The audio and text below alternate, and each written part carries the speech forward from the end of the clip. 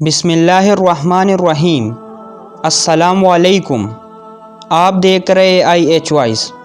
ناظرین، آج کی اس ویڈیو میں ہم آپ کو حضرت عمر رضی اللہ تعالی عنہ کا ایک واقعہ سنائیں گے جس میں انہوں نے دریائے نیل کے نام ایک خط لکھا تھا، لہٰذا آپ سے گزارش ہے کہ اس ویڈیو کو آخر تک دیکھیے۔ حضرت عمر رضی اللہ تعالی عنہ وہ شخصیت ہے جن کو آپ صلی اللہ علیہ وسلم نے مانگا تھا، اور حضرت عمر رضی اللہ تعالی عنہ مسلمانوں کے دوسرا خلیفہ اور خلفائے راشدین میں سے دوسرے نمبر پر تھے۔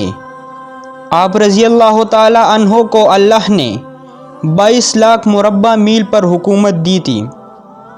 حضرت عمر رضی اللہ تعالی عنہ کے دور حکومت میں فتح ہونے والا مصر، جو حضرت عمرو بن عاص رضی اللہ تعالی عنہ نے فتح کیا تھا، جب حضرت عمرو بن العاص رضی اللہ تعالی عنہ نے مصر فتح کیا تو اہل مصر میں یہ بات مشہور تھی کہ وہاں پر جو ان کا سب سے بڑا دریا جو دریائے نیل کے نام سے مشہور ہے، وہاں ایک ایسے رواج تھا کہ دریائے نیل کچھ وقت کے لیے خشک ہو جاتا تھا، لہٰذا وہاں کے لوگ ایک حسین و جمیل کنواری لڑکی جو ماں باپ کی ایک بیٹی ہوا کرتی تھی اس کو دریائے نیل میں پھینک دیتے تھے۔ ایسا کرنے سے وہ دریا دوبارہ شروع ہو جاتا تھا۔ جب حضرت عمرو بن العاص رضی اللہ تعالی عنہ سے اہل مصر نے کہا کہ ہمارے ملک میں کاشتکاری کا دار و مدار دریائے نیل پر ہے، ہمارے ہاں یہ دستور ہے کہ ہر سال ایک حسین و جمیل کنواری لڑکی دریا میں ڈالی جاتی ہے، اگر ایسا عمل نہ کیا جائے تو دریا خشک ہو جاتا ہے اور قحط پڑ جاتا ہے۔ حضرت عمرو بن العاص رضی اللہ تعالی عنہ نے اہل مصر کو یہ رسم کرنے سے روک دیا۔ جب دریا سوکھنے لگا تو حضرت عمرو بن العاص رضی اللہ تعالی عنہ نے یہ واقعہ خلیفہ وقت امیر المؤمنین حضرت عمر فاروق رضی اللہ تعالی عنہ کو لکھ کر بھیجا۔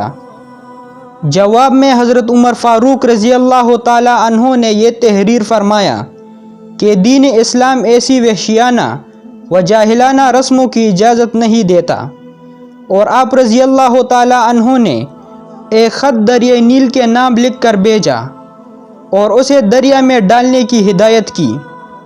اس خط کا مضمون یہ تھا: بسم اللہ الرحمن الرحیم، اللہ کے بندے عمر بن خطاب رضی اللہ تعالی عنہ کی طرف سے دریائے نیل کے نام ہے، اگر تو اپنے اختیار سے جاری ہے تو ہمیں تجھ سے کوئی کام نہیں، اور اگر تو اللہ کے حکم سے جاری ہے تو اب اللہ کے نام پر جاری رہنا۔ اس خط کے ڈالتے ہی دریائے نیل بڑھنا شروع ہوا، پچھلے سالوں کی بنسبت 6 گز زیادہ بڑھا اور اس کے بعد سے نہیں سوکھا۔ قرآن مجید میں 2 دریاؤں کا ذکر آیا ہے جن میں دریائے نیل سورہ انبیاء میں ذکر ہے اور دریائے فرات سورہ فرقان میں ذکر ہے۔ جب وہ خط حضرت عمرو بن العاص رضی اللہ تعالی عنہ نے دریائے نیل میں ڈالا تو دریائے نیل اللہ کے حکم سے جاری ہوا اور آج تک جاری ہے۔ سبحان اللہ۔ ویڈیو دیکھنے کا شکریہ۔ اگر آپ کو یہ ویڈیو پسند آئی ہے تو لائک، کمنٹ اور شیئر کر دیجیے، اور ہمارے چینل IH وائس کو سبسکرائب کر کے بیل آئیکن پر کلک کریں تاکہ ہماری ہر نئی آنے والی ویڈیو آپ تک پہنچ سکے۔